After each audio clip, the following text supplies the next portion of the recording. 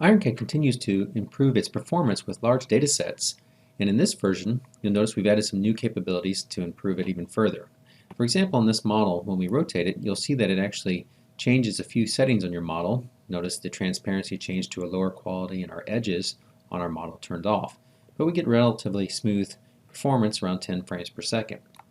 And users manually could set various settings under the Tools options.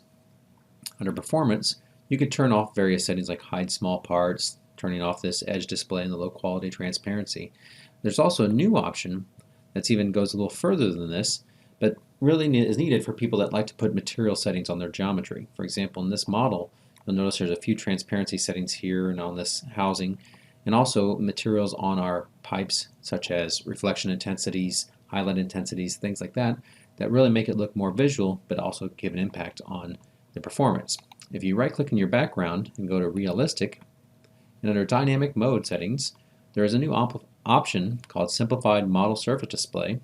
When you enable this, it'll recreate your display on the 3D to give you the optimal performance for your models. So this will take just a few seconds depending on your file size, but notice on this model, when it comes back, notice the transparencies are gone and some other effects on the material, but notice the performance on this model is near real time at between 45 to 60 frames per second, and then drawing the edges at the same time.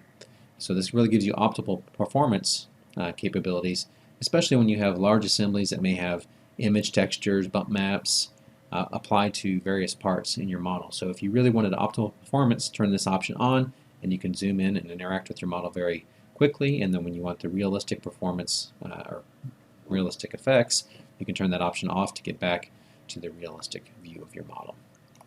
Enjoy!